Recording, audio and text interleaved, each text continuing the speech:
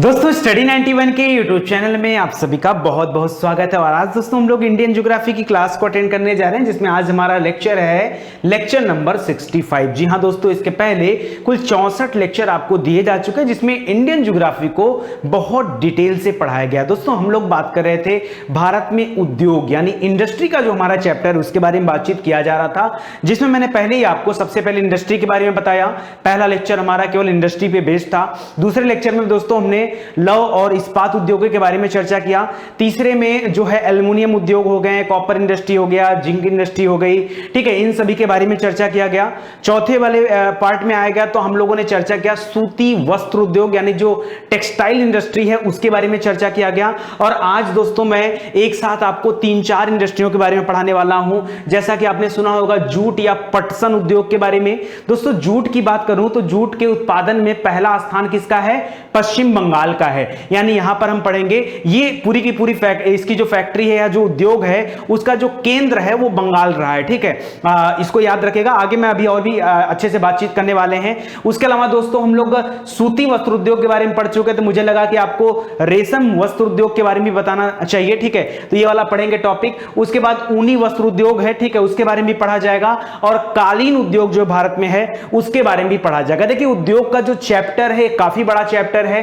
अगले पार्ट में अभी हम लोग सीमेंट उद्योग के बारे में बात करेंगे, चीनी उद्योग के बारे में बात करेंगे। ऐसे बहुत सारे छोटे छोटे उद्योग हैं, दिया सलाई उद्योग है, कागज उद्योग है, बहुत सारे उद्योग है। सभी उद्योगों के बारे में आपसे चर्चा करूंगा, ज्यादा कम जो भी होगा, लेकिन चर्चा तो हर उद्योगों के बारे में होगा, कोई टॉपिक छूटने नहीं पाएगी, ठीक है। चलिए स्टार्ट करते हैं और काफी मजे से इस चैप्टर को देखते हैं, ठीक है। एक चीज और याद रखिए दोस्तों, अगर आप स्टडी 91 का एप्लीकेशन नहीं डाउनलोड किए हैं तो जल्दी से डाउनलोड कर लीजिए, क्योंकि एप्लीकेशन के माध्यम से आप सिस्टमैटिक तरीके से पूरे वीडियोस देख सकते हैं। वहां पे क्या है कि आपको subject wise video class available कराया गया है कि आप पर्टिकुलर सब्जेक्ट में आपको सीरियल नंबर से कौन सी क्लास देखनी चाहिए, क्योंकि स्टडी 91 पर सभी विषय को डिटेल से पढ़ाया गया है। ऐसे में आपके लिए बड़ा हेल्पफुल होगा कि आप आकर के एप्लीकेशन के थ्रू पढ़ाई करें। वहां एग्जाम वाइज वीडियो भी देखने को आपको मिल जाएंगे, ताकि आप पर्टिकुलर अगर किसी एग्जाम की तैयारी कर रहे हो तो उस एग्जाम के पॉइंट ऑफ व्यू से क्या क्या आपको पढ़ना चाहिए वो भी आपको मिल जाएगा। और ये सभी चीजें बिल्कुल मुफ्त हैं। जी हां दोस्तों, पूरी तरह से फ्री है, निःशुल्क है। तो जल्दी से आप एप्लीकेशन के प्रोग्राम से जुड़िए ताकि अपने जीवन को एक दिशा दे सकिए, ठीक है। चलिए स्टार्ट करते हैं। तो दोस्तों बात आती है जूट उद्योग। देखिए जूट होता क्या है? जूट दोस्तों एक फसल होती है, इसका उत्पादन किया जाता है, इससे रेशे तैयार होते हैं, ठीक है। उस रेशे से दोस्तों कई सारे सामान बनते हैं। हालांकि अब ये ट्रेंड में नहीं है, ट्रेंड जानते हैं ना, ट्रेंड में अब समाप्त हो चुका है। लेकिन वो कहते हैं ना कि इतिहास अपने आप को दोहराता है। तो जो चीजें पहले ट्रेंड में हुआ करती थी आज वो भले ट्रेंड से बाहर हो गई हो, लेकिन अगर हम बहुत ऊपर जाएंगे, मतलब एक हाई क्लास फैमिली में जाएंगे, तो इन सब चीजों का फिर से इस्तेमाल शुरू हो गया है, ठीक है। फिर से इस्तेमाल इन सब चीजों का शुरू हो गया, क्योंकि ये सब एंटीक सामानों में गिने जाते हैं। एंटीक जैसे अगर मैं बात करूं कि आज आपके घर में हो सकता है खाट, जानते हैं ना, खाट, खटिया जो होता है वो भी जूट का बना होता है, ठीक है, खटिया। अब आपके घर में जनरली ज्यादातर लोगों के घर में, जो लोग गांव से बिलोंग करते होंगे उनके घर में तो होगा, लेकिन जो लोग शहर में होंगे उनके घर में खाट नहीं होगा, खटिया नहीं होगा। लेकिन जब कभी आप गांव जाते होंगे या किसी ऐसे रेस्टोरेंट में जाते होंगे जहां खाट रखा हुआ मिलता होगा, आपको देख करके बड़ी खुशी मिलती है कि अरे मजा आ गया, खटिया लगा, आज तो हम इस पे सोएंगे, ठीक है, होता है ना, आप समझ रहे हैं। तो ये चीजें पहले थी, हम लोगों के जीवन से कुछ समय पहले चली गई और अब फिर से हम लोगों के जीवन में वो चीजें फिर से वापस आ रही हैं, ठीक है। तो इसको ध्यान दीजिएगा। चलिए पढ़ते हैं स्टार्टिंग से और एकदम इत्मीनान से आप देखते चलिए, ठीक है। लिख रहा है जूट उद्योग कच्चे माल पर आधारित उद्योग है। भाई ऐसा क्यों कहा गया? ऐसा इसलिए कहा गया क्योंकि जूट का उत्पादन होता है। जब उत्पादन होगा तभी कच्चा माल मिलेगा, जब कच्चा माल मिलेगा तभी इंडस्ट्री चल पाएगी। जैसे अगर मैं आपसे कहूं चीनी उद्योग के बारे में, आप मित्र समझो चीनी उद्योग, भाई चीनी पूरी तरह से निर्भर है गन्ना पर, ठीक है। अब अगर गन्ने का उत्पादन होगा तो चीनी का भी उत्पादन होगा, और जब गन्ने का उत्पादन ही नहीं होगा तो बताओ चीनी बनेगी कैसे? चीनी बनने में समस्याएं आएंगी ना। यानी चीनी पूरी तरह से कच्चे माल पर आधारित एक उद्योग है, समझ में गए ना। बस उसी तरह से जो जूट उद्योग है ये भी कच्चे माल पर आधारित उद्योग है। एक लाइन समझ में आ गया। अगली लाइन देखिए क्या लिख रहा है, कह रहा सूती वस्त्र उद्योग के बाद जूट उद्योग भी भारत का बहुत बड़ा उद्योग है। जूट या पटसन उद्योग, उसको पटसन भी कहा जाता है तो उसको भी याद रखेंगे। भारत का सर्वाधिक बड़ा उद्योग है। हालांकि अगर मैं बात करूं, जब पाकिस्तान का बंटवारा नहीं हुआ था, पाकिस्तान इन द सेंस पूर्वी पाकिस्तान की बात कर रहा हूं, जिसे आज हम बांग्लादेश के नाम से जानते हैं। दोस्तों, जब बांग्लादेश अलग नहीं हुआ था, जब भारत का हिस्सा हुआ करता था, पश्चिम बंगाल के साथ मिला था, उस समय जो है यहां पर पटसन का, जूट का केंद्र बहुत ज्यादा था। लेकिन बांग्लादेश के अलग हो जाने के बाद से बहुत सारे उद्योग बांग्लादेश के हिस्से में चले गए, लेकिन फिर भी हमारे देश में जूट का उत्पादन होता है। ठीक है, उसको आप ध्यान दीजिएगा। लिख रहा है जूट जो है ये उष्ण और आर्द्र वातावरण और डेल्टाई जलोढ़ मिट्टी की नकदी फसल है। नकदी फसल माने जानते हैं कि नहीं? नकदी फसल उन फसलों को कहा जाता है जिन्हें बेचने के लिए ही उनका उत्पादन किया जाता है। भाई जूट का इस्तेमाल कोई घर पे नहीं करेगा ना। अगर आपके खेत में गेहूं चावल बोया जाता है, आप बाहर नहीं बेचोगे तो खुद खा पी लोगे, अपने यहां स्टोर कर लोगे और धीरे धीरे उसी से आपका खपत होता जाएगा। ठीक है, लेकिन अगर मैं कहूं गन्ना उत्पादन कर रहे हैं, अब आप गन्ना लगा, कितना गन्ना लेंगे आप बताइए? एक गन्ना, दो गन्ना, चार गन्ना, 10 गन्ना खाएंगे, और कितना गन्ना खाएंगे? हाँ, ठीक है, जिसे हम ईख के नाम से जानते हैं। या अगर मैं आपसे कह दूं कि आप चाय की खेती करते हैं, आप कपास की खेती करते हैं, आप रबर की खेती करते हैं, आप कहवा कॉफी की खेती करते हैं, आप मसालों की खेती करते हैं, ये सभी जो मैं नाम ले रहा हूं, आप जूट की खेती करते हैं, पटसन की खेती कर, अगर मैं इन सब चीजों का नाम ले रहा हूं, इसका मतलब ये सभी क्या है? नकदी फसल हैं, जिन्हें बोया ही जाता है बाजार में बेचने के उद्देश्य से। अब जो लोग अफीम की खेती करते हैं, क्या करते हैं? अफीम खाते हैं? नहीं, अफीम की खेती करते हैं, बाजार में बेचने का उनका काम है। ठीक है, तो उसको आप ध्यान दीजिएगा, इसीलिए कहा गया ये नकदी फसल है। अगला लिख रहा है दोस्तों, जूट के रेशे का मुख्य उत्पादन पश्चिम बंगाल के हुगली नदी के घाटी वाले क्षेत्र में होता है। ठीक है, जो हुगली नदी घाटी है उन क्षेत्रों में जूट का सबसे ज्यादा उत्पादन होता है। पूरे भारत में सबसे ज्यादा उत्पादन जूट का कहां होता है? पश्चिम बंगाल में होता है। ठीक है, ध्यान दीजिएगा।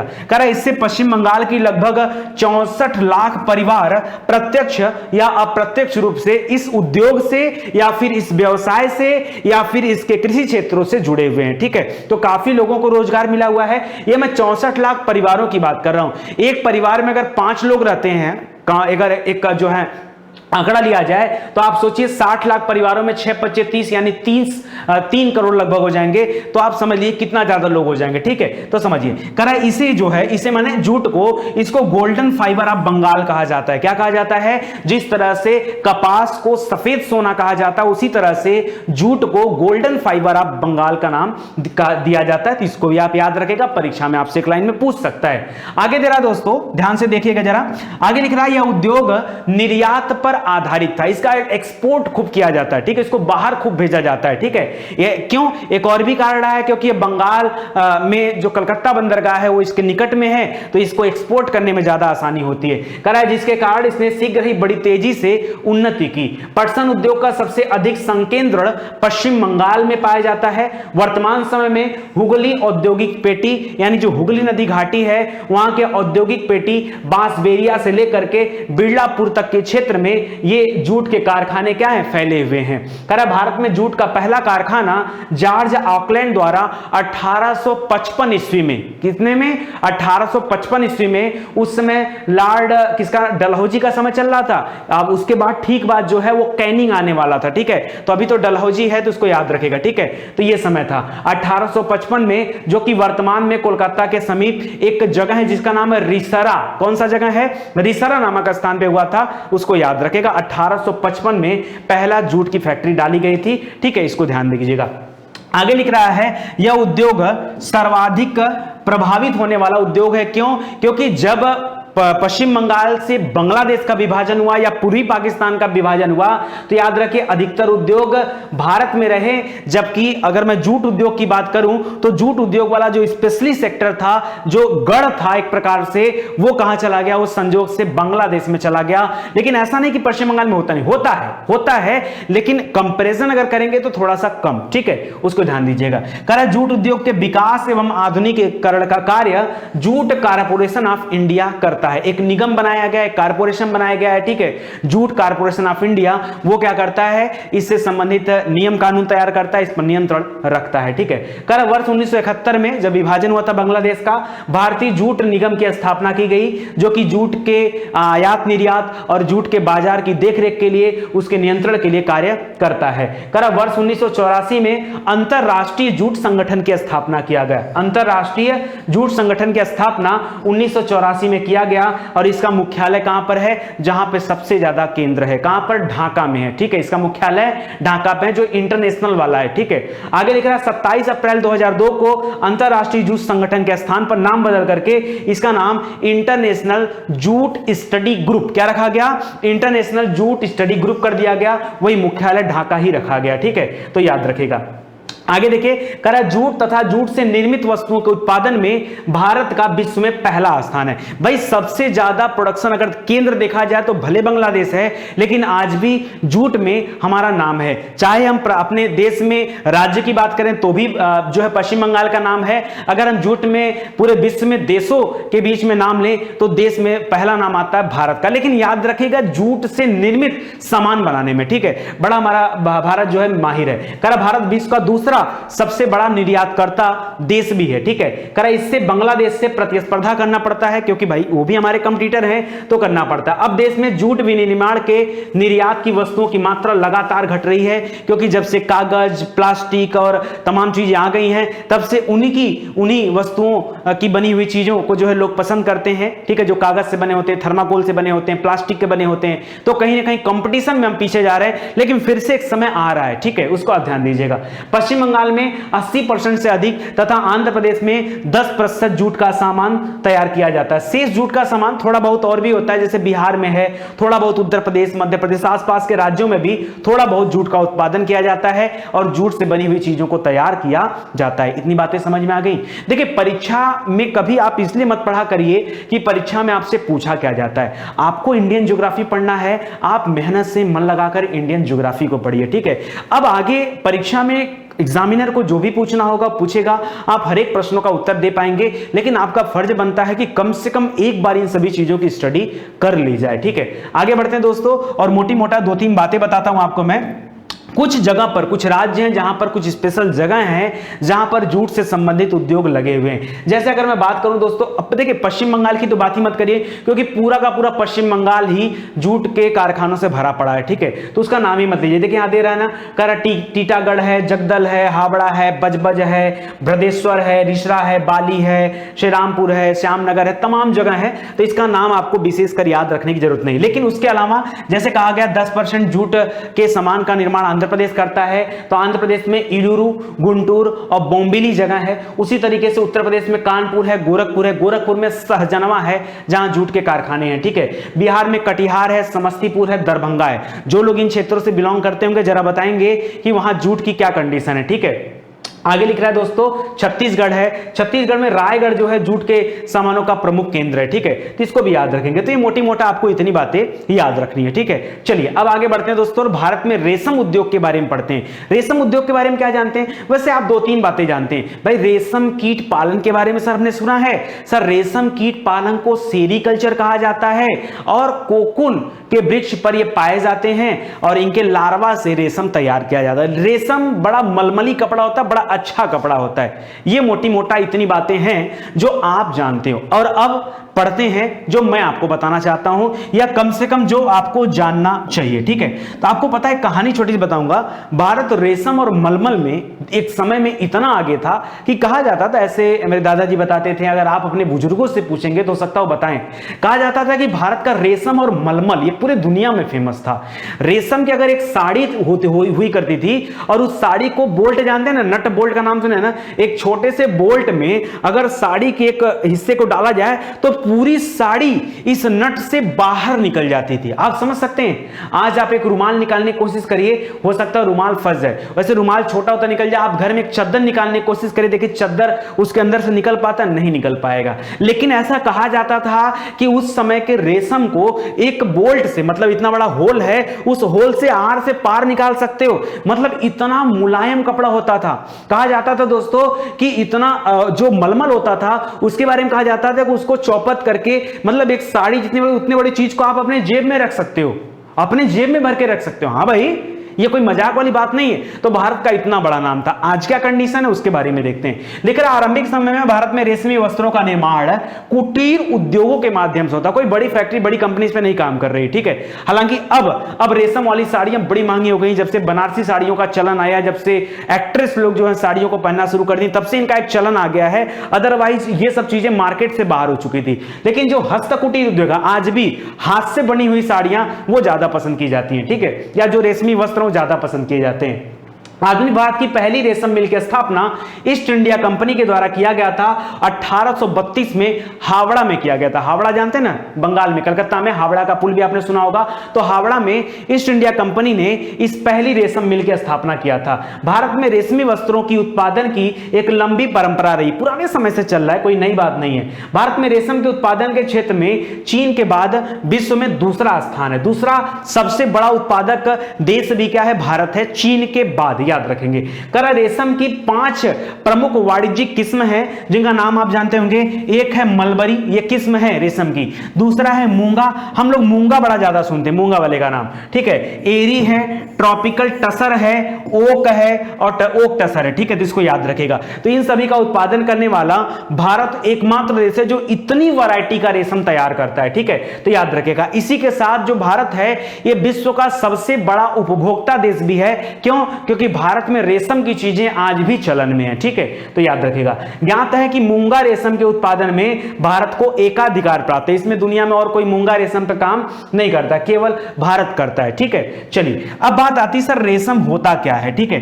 करा रेशम रसायन की भाषा में रेशम कीट के रूप में विख्यात एक इल्ली उसके जो जीव होते हैं ना, सफेद सफेद होते हैं जीव, पत्तियों पर होते हैं, एक बार आप गूगल सर्च करिए मिल जाए। करा उस इल्ली द्वारा निकाले जाने वाले लार्वा, उनसे जो लार्वा निकलता है, वो लार्वा जो होता है वो प्रोटीन का स्पेशली बना होता है और उसी को हम रेशम का नाम देते हैं, ठीक है।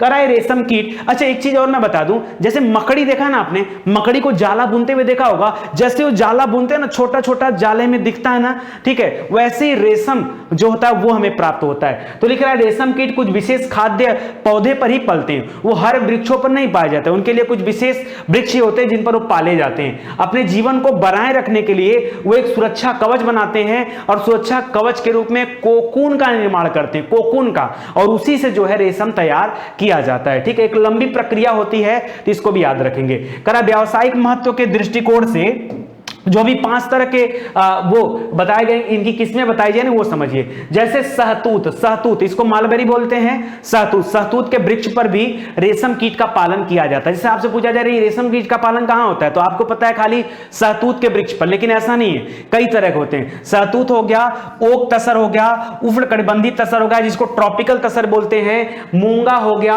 और एरी हो गया। मूंगा वाले में भारत का एकाधिकार है, ठीक है, इसको भी याद रखेंगे। कहा भारत में इन सभी प्रकार के वाणिज्यिक रेशम का उत्पादन होता है। सहतूत के अलावा रेशम के अन्य गैर सहतूती किस्मों को सामान्य रूप में वन्या का नाम दिया जाता है, ठीक है। वैसे आप रेशम कीट का पालन कहां होता है, तो सहतूत के वृक्ष पर होता है, इतना आप जानते हैं। तो ये सभी भी आप जानिए, ओक तसर जानिए, ट्रॉपिकल तसर जानिए, मूंगा जानिए, सहतूत जानिए, एरी जानिए, ये सभी का नाम आप याद रखेंगे। यही तो आपको एक्स्ट्रा मिल रहा है। चलिए अब इनके उद्योगों के बारे में पढ़ लेते हैं कि कहां कहां पर मतलब इनसे संबंधित उद्योग हैं। अभी तो हमने रेशम के बारे में पढ़ा ना, चलिए आगे देखिए। लिख रहा है कि भारत में सहतूत रेशम का उत्पादन मुख्यतः कर्नाटक में होता है, आंध्र प्रदेश में, तमिलनाडु में, जम्मू कश्मीर और पश्चिम बंगाल में किया जाता है। जबकि गैर सहतूत वाला जो रेशम है, जो बाकी का 4 टाइप था, ठीक है, करा उसमें अगर बात करें तो झारखंड, छत्तीसगढ़, उड़ीसा, उत्तर पूर्वी राज्य जो हमारे जैसे मेघालय है, मणिपुर है, त्रिपुरा है, अरुणाचल है, उधर साइड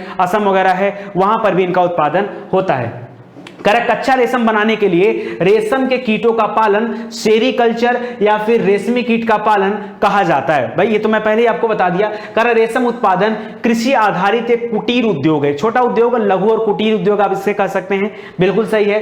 बहरामपुर जो कोलकाता में है वो इसके लिए बड़ा फेमस है, क्योंकि रेशम संबंधी अनुसंधान के लिए जो केंद्रीय रेशम उद्योग अनुसंधान संस्थान है वो बहरामपुर पश्चिम बंगाल में है, ठीक है। केंद्रीय रेशम कीट पालन अनुसंधान प्रशिक्षण केंद्र कहां पर है? तो मैसूर और ब्रह्मपुर में है। केंद्रीय टसर अनुसंधान प्रशिक्षण केंद्र कहां पर है? रांची झारखंड में है। केंद्रीय रेशम बोर्ड कहां पर है? यह बेंगलुरु में है। ठीक है, तो इन सभी चीजों को भी आपको ध्यान रखना पड़ेगा। परीक्षा में आपको क्या पूछ लेगा ये आप सोच नहीं सकते, इसलिए सारी चीजें आप याद रखें।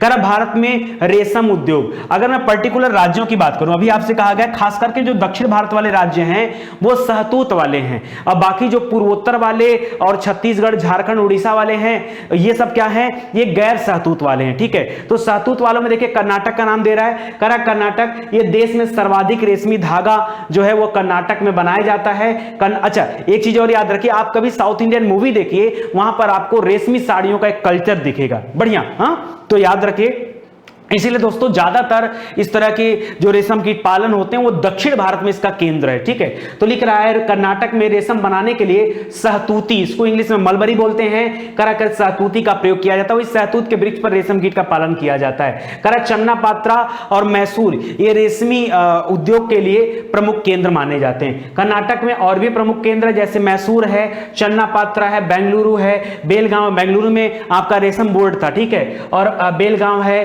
कोलार है। ठीक है, ये सभी स्थान है जहां रेशम कीट का पालन किया जाता है और रेशम बनाया जाता है। आंध्र प्रदेश की बात करें तो कह देश का लगभग 35% रेशम का उत्पादन आंध्र प्रदेश करता है। यहां चित्तूर है, वारंगल है, करीमनगर है, विशाखापत्तनम है, अनंतपुर जिले हैं, यहां पर रेशम कीट का पालन किया जाता है। उसके अलावा भी कई सारे छोटे छोटे जगह हैं जहां पर हस्त एवं कुटीर उद्योगों के रूप में रेशम कीट का पालन किया जाता है और रेशम तैयार किया जाता है। पश्चिम बंगाल की बात कर दें तो याद रखें, पश्चिम बंगाल देश के 9% कच्चे रेशम का उत्पादन करता है। मालदा, मुर्शिदाबाद, बीरभूमि, 24 परगना, हावड़ा, बांकुरा, ये सभी वो जगह हैं जहां रेशम कीट का पालन किया जाता है। उसी तरह से तमिलनाडु है, ये भी कच्चे रेशम का चौथा बृहत्तम उत्पादक देश है। पूरे प्रोडक्शन का 3% का उत्पादन तमिलनाडु करता है, तो उसको भी याद रखेगा। बिहार और झारखंड भी करते हैं, लेकिन यहां पर गैर सहतूती रेशम का उत्पादन किया जाता है, तो उसको भी याद रखेगा। मध्य प्रदेश और छत्तीसगढ़ भी, यहां भी गैर सहतूती है। जगह का नाम आप याद रख सकते हैं। देश का 1% से कम रेशम उत्पादन करता है।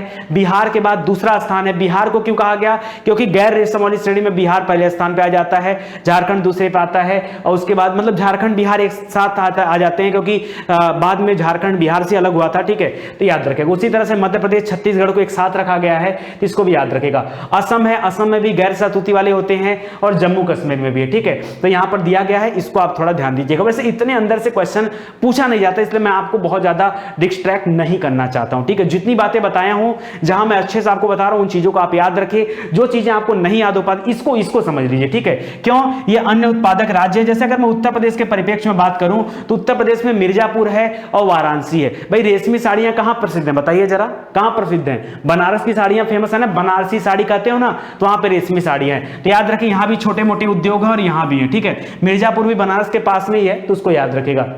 आगे लिख रहा महाराष्ट्र में ये भंडारा है, नागपुर है, पुणे है, सांगली है, सोलापुर है, यहां पर रेशम उद्योग का केंद्र है थोड़ा बहुत। पंजाब में गुरदासपुर है, लुधियाना, अमृतसर, होशियारपुर, जालंधर है। उड़ीसा, नागालैंड, हिमाचल प्रदेश, मणिपुर, मेघालय भी थोड़े बहुत उद्योग यहां पर भी पाए जाते हैं। तो इतनी बातें आपको समझ में आ गई ना। चलिए अगले पॉइंट की तरफ मूव करते हैं। ऊनी वस्त्र उद्योग के बारे में पढ़ लेते हैं। अब ऊनी वस्त्र उद्योग एक तरह से मौसमी होता है। मौसमी, अब मतलब देखिए, ऊनी वस्त्रों का इस्तेमाल लोग कब करते हैं? जब ठंडी आती है तब करते हैं, और ठंडी तो वर्ष में एक ही बार आती है, तो इसका उद्योग जो है ये 6 महीना बंद रहता है और 6 महीने चलता है। अब इसीलिए इसको मौसमी उद्योग का मैंने नाम दे दिया कि भाई ये हर समय ओपन नहीं रहता है, कुछ लिमिटेड टाइम के लिए ओपन होता है और कुछ लंबे समय के लिए बंद भी हो जाता है। ठीक है, तो उसको आप ध्यान दीजिएगा। तो लिख रहा भारत में ऊनी वस्त्र उद्योग अपने आरंभिक समय में कुटीर उद्योगों के रूप में जाना जाता था। अब इसमें बहुत सारी कंपनियां आ चुकी हैं। इसके अंतर्गत कंबल हो गया, कालीन हो गया, साल हो गया, नामदा लोई हो गया, मफलर हो गया, मोजे हो गए, दस्ताने हो गए, तमाम चीजें आते हैं जो ऊनी वस्त्र उद्योग में बनाए जाते हैं। लेकिन भारत में पहली आधुनिक ऊनी वस्त्र मिल जो थी वो 1876 में स्थापित की गई थी। 1875 में आर्य समाज की स्थापना हुआ था। याद है कुछ आपको? तो याद रखें 1876 में कानपुर में बनाई गई थी। ठीक है, दूसरी बार में 1881 में पंजाब में बनाई गई थी। ठीक है, धारीवाल नामक जगह पर। ऊनी उद्योग का वास्तविक विकास ये आजादी के बाद हुआ, यानी 1950 के बाद इसका विकास हुआ। करा विलुप्त प्राय जीव जीव था एक, जिसको चीरू बोलते थे या तिब्बती एंटीलोप बोला जाता था, उसका शिकार ऊन के लिए किया जाता था। क्योंकि ऊन जो होते हैं ना, आज भी जो ऊन होता है वो अलग अलग जीव से प्राप्त किए जाते हैं, ये इनका उत्पादन नहीं होता है, ठीक है। जैसे रेशम कीट वो भी जीव से प्राप्त किए जाते हैं, उसी तरह से जो ऊन होता है वो भी जीव से प्राप्त किया जाता है। भेड़ वगैरह जानते हैं ना, भेड़, उनसे याद रखिए, उनसे भी ऊन प्राप्त किया जाता है। आपने बकरी का नाम सुना होगा, पाशमीना बकरी, पाशमीना साल वगैरह का नाम सुना होगा ना, तो याद रखिए कुछ बकरियां हैं, कुछ भेड़ हैं जिनसे ऊन प्राप्त किया जाता है। उसी तरह से जो तिब्बती एंटीलोप था, इनसे भी ऊन प्राप्त किया जाता है, लेकिन ये विलुप्त प्राय हो गए, ठीक है। इन्हें ऊन का सहतूत कहा जाता था। वजन में हल्का होता था और यह अत्यधिक गर्म होता था, ठीक है, इसको ध्यान रखेंगे। लेकिन आप पंजाब में धारीवाल में, जहां पर दूसरे नंबर पर जो है ऊन वाली फैक्ट्री लगाई गई थी, पहला वाला कानपुर, दूसरा वाला पंजाब धारीवाल में, धारीवाल में देश का विशालतम ऊनी वस्त्रों का कारखाना स्थापित है। और पंजाब में और भी कई जगह जैसे चंडीगढ़ है, खरड़ है, लुधियाना है। आज भी अगर आप लोग कपड़े के व्यवसाय से संबंध रखते होंगे तो आपको पता होगा कि जब भी ऊनी वस्त्रों की जरूरत पड़ती है तो उसके लिए मार्केट करने लोग कहां जाते हैं, लुधियाना जाते हैं, ठीक है, क्योंकि लुधियाना वाला मार्केट ही सबसे बड़ा मार्केट है ऊनी वस्त्रों के लिए, ठीक है, उसको ध्यान देंगे। और वो सबसे बड़ी मंडी भी है, ठीक है। इसी तरह से फिरोजपुर दे रहा है, ये कच्चे ऊन की सबसे बड़ी मंडी, कच्चे ऊन जहां खुला ऊन मिलता है जिससे घर पे स्वेटर वगैरह की बुनाई की जाती है, ठीक है। महाराष्ट्र याद रखिए देश का द्वितीय बृहत्तम ऊनी वस्त्रोत्पादक राज्य है, जहां पर सबसे ज्यादा वस्त्र उत्पादन होता है। दूसरे नंबर पर, पहले नंबर पंजाब है और तीसरे नंबर पे कानपुर आता है उत्तर प्रदेश का, ठीक है। कानपुर के पूर्वारंभ का श्रेय प्राप्त है क्योंकि सबसे पहले यहीं पर जो है बनाया गया था कारखाना। बाद में मिर्जापुर भी आ गया, इसमें वो भी जो है ऊनी वस्त्रों पर काम करता। भदोही है, आगरा है, शाहजहांपुर है, ये सभी जो है जाने जाते हैं। हालांकि अगर मैं भदोही की बात कर दूं, जैसे संत रविदास नगर भदोही के नाम से जाना जाता है, ठीक है, मिर्जापुर के पास का जिला है, इलाहाबाद से सटा हुआ, तो वहां पर कालीन का निर्माण भी किया जाता है, तो उसको भी याद रखेगा। गुजरात में जामनगर है, वडोदरा है, अहमदाबाद है, ये सभी आते हैं। राजस्थान में पुष्कर है, पुष्कर में ब्रह्मा जी का एकमात्र मंदिर है, ठीक है, याद रखेगा। पुष्कर मेला बड़ा फेमस है, पुष्कर झील बड़ा फेमस है, याद रखिए। पुष्कर है अजमेर, अजमेर में ख्वाजा मोइनुद्दीन चिश्ती की दरगाह है, वो भी याद रखेगा। पुष्कर, अजमेर, बीकानेर, जयपुर, अलवर, भीलवाड़ा, सीकर, ये सभी स्थान है जहां पर ऊनी वस्त्रों का उत्पादन किया जाता है। अन्य प्रमुख केंद्र भी हैं, थोड़े बहुत कर्नाटक हैं, पश्चिम बंगाल, हरियाणा, मध्य प्रदेश और जम्मू कश्मीर में भी इसके केंद्र बनाए गए हैं। अगर मैं कालीन की बात करूं तो भारत में कालीन का जो सबसे बड़ा केंद्र है वो है भदोही और मिर्जापुर, ठीक है, दो ही केंद्र है सबसे बड़े हैं जहां सबसे बेहतरीन क्वालिटी के कालीन बनाए जाते हैं। और वो उनका एक परंपरागत उद्योग भी रहा है, मतलब आज का नहीं है, वो बहुत पुराने समय से वहां पर चला आ रहा है, अगर हम उत्तर प्रदेश में रखते हैं। बाकी और भी है, राजस्थान है, जम्मू कश्मीर है, कर्नाटक, तमिलनाडु, ये सभी हैं, ठीक है, याद रखेगा। हिमाचल प्रदेश में साल वगैरह भी बनाए जाते हैं, ठीक है। लेकर भारत का प्रथम रेयान कारखाना, कृत्रिम वस्त्रों की बात करूं तो आजकल रेयान के कपड़े बड़ा फेमस हो गए हैं। तो जो पहला रेयान कारखाना था वो 1950 में रायपुर केरल में बनाया गया था, ठीक है। और लिख रहा है त्रावणकोर रेयान लिमिटेड के नाम से इसको स्थापित किया गया था। बांस, यूकेलिप्टस तथा अन्य लकड़ियों से प्राप्त सेलुलोज से रेयान तैयार किया जाता है। रेयान हो गया, नायलॉन हो गया, टेरिन हो गया, डेक्रॉन हो गया, ये सभी नए कृत्रिम तरीके हैं जिससे कृत्रिम रूप से कपड़े तैयार किया जाता है। पॉलिस्टर वगैरह जानते हैं ना, आज आप जब कोई कपड़े लेने जाते हैं तो कहते हैं भाई जो है प्योर सूती दीजिए, पॉलिस्टर मत दीजिएगा। पॉलिस्टर कपड़ों में गर्मी बहुत ज्यादा होती है और वो कपड़े मशीन से तैयार किए जाते हैं, वो किसी जीव से नहीं प्राप्त किए जाते, ठीक है, इसको भी आप ध्यान दीजिएगा। उसी तरह से कुछ सिंथेटिक कपड़े भी आते हैं जो मानव निर्मित होते हैं, तो उसको भी याद रखेगा। रेशम उद्योग पूंजी सघन उद्योग, अतः जो है ये कच्चे माल पर निर्भर होता है। उद्योग का बृहत्तम संकेंद्रण जो है, अगर मैं सिंथेटिक वाली की बात करूं तो महाराष्ट्र, गुजरात, उत्तर प्रदेश, पश्चिम बंगाल, तमिलनाडु, दिल्ली, ये सभी हैं, ठीक है। मुंबई तथा इसके उपनगर जैसे कल्याण, ठाणे, गोरेगांव है, वहां पर भी इसकी कई सारे इकाइयां काम करती है जहां सिंथेटिक वस्त्रों का काम होता है। वडोदरा, कानपुर, कोलकाता, चेन्नई, पुणे, हैदराबाद, ये सभी स्थान है जहां पर इस तरह के केंद्र हैं।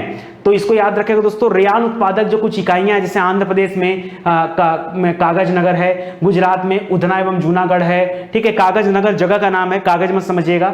महाराष्ट्र में कल्याण, सिंपरी, पुणे, गोरेगांव है। अन्य केंद्र में नागदा हो गया, कोटा हो गया, ठीक है, तमिलनाडु हो गया, कानपुर उत्तर प्रदेश हो गया, त्रिवेणी पश्चिम बंगाल हो गया, ये सभी आ जाते हैं। तो इसको याद रखिएगा, आपके लिए इंपॉर्टेंट है। अगले चैप्टर में किसी नए टॉपिक के साथ आएंगे। उद्योग थोड़ा सा लंबा चैप्टर है, थोड़ा टाइम लगेगा इसको कवर करने में, और जैसे ही कवर हो जाता है फिर अगले चैप्टर पे हम लोग विजिट करेंगे जिसमें मैं आपको बताऊंगा ट्रांसपोर्टेशन के बारे में, यानी परिवहन के बारे में, ठीक है।